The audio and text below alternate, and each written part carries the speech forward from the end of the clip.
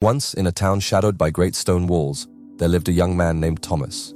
He was neither rich nor poor, neither famous nor forgotten. He worked as a simple mason, building the very walls that penned in the city and its people. Yet despite his ordinary station, Thomas often dreamt of a freer, fuller life beyond those stones. Every evening after his work, Thomas would climb a winding path to a small, neglected garden behind the chapel. It had long been abandoned, a tangle of wild thorns and weary trees. Yet to Thomas it was a place of strange comfort. He would sit on a crumbling bench, close his eyes, and imagine the life he wished to live. Strong, free, abundant, joyous. One evening, as Thomas rested on the bench, an old man approached. His hair was white as winter frost, and his robes were simple. In his hand he carried a thin, worn book. He did not introduce himself, but sat beside Thomas with a gentle smile. "You dream often," the old man said quietly, without accusation. Thomas opened his eyes, startled. "I suppose I do." The old man nodded. "Dreams are the seedlings of reality, but tell me, what do you plant here each night in your mind?" Thomas hesitated. "I dream of freedom, of riches, of respect."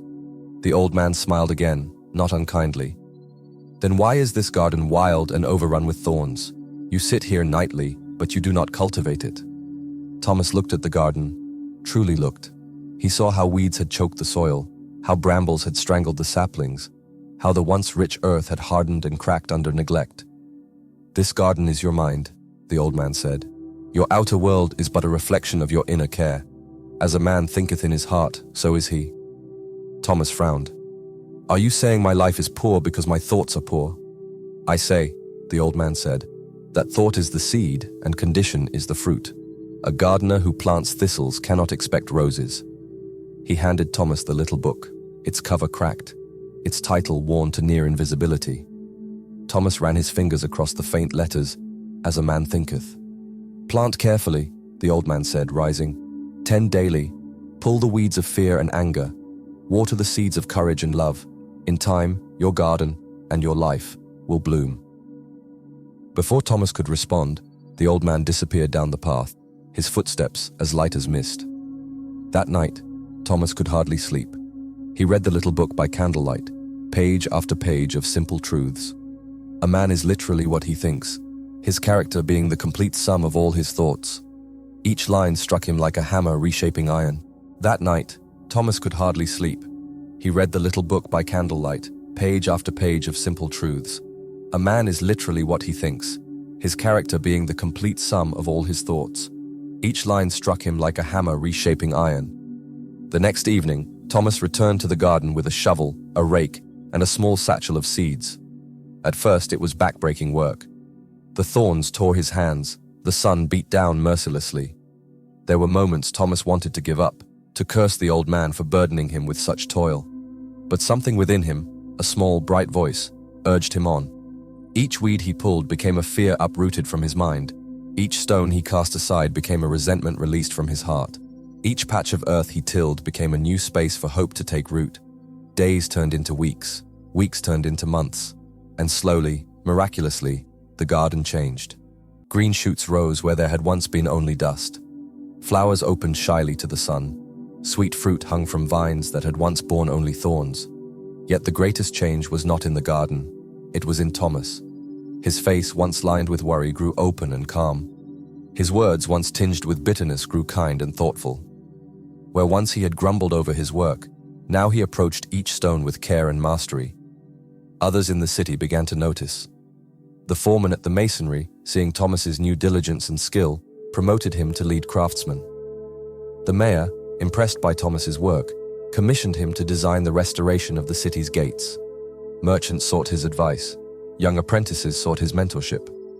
One day, as Thomas stood in the garden, admiring a tall flowering tree he had planted, a small boy approached, barefoot, dirty, thin. "Mister," the boy said shyly, "how did you make this place so beautiful?" Thomas knelt so he could meet the boy's eyes. He smiled warmly. "By tending what others could not see. By guarding my thoughts as a man guards his most precious treasures." The boy's eyes widened. "Can I have a garden too?" Thomas placed a rough, gentle hand on the boy's shoulder. "You already do. Right here." He tapped the boy's forehead lightly. "But you must be careful what you plant." From then on, Thomas not only tended his own garden but taught others to tend theirs. Slowly, the city itself began to change. Angry men became patient. Fearful women became courageous. Selfish youths became generous. Where walls had once imprisoned them, now gardens sprang up in every courtyard and alley. One evening, many years later, as Thomas sat once more on the crumbling bench, now surrounded by roses and rich earth, the old man returned. His hair was no whiter, his face no older. He looked exactly as he had that first evening. Thomas rose and bowed deeply. "Your garden has flourished," the old man said, eyes twinkling. Thomas smiled. "And so has my life." The old man nodded. "Because you learned the great truth. Circumstances do not make the man, they reveal him. You did not wait for your life to change before changing your thoughts. You changed your thoughts, and life, faithful servant that it is, followed." Thomas felt a deep peace settle over him. He understood now what he had not understood all those years ago. A noble and godlike character is not a thing of favor or chance, but is the natural result of continued effort in right thinking, the effect of long-cherished association with godlike thoughts. The old man turned to go. "Wait," Thomas called. "Will you not stay?" The old man looked back with a kind smile. "I stay in every man who tends his garden well. Teach others, Thomas. Teach them that as they think, so they become.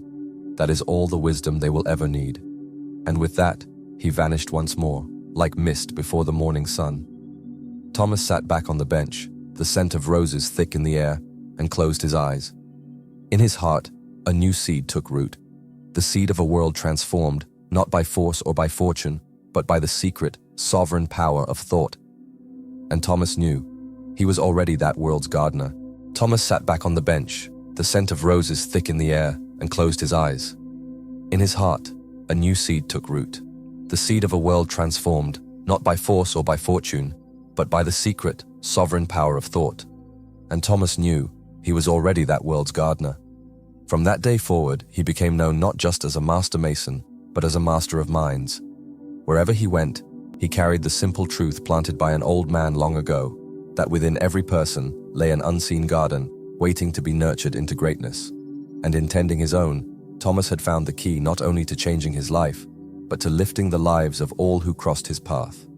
For as he thought, so he became, and as he became, so too blossomed the world around him.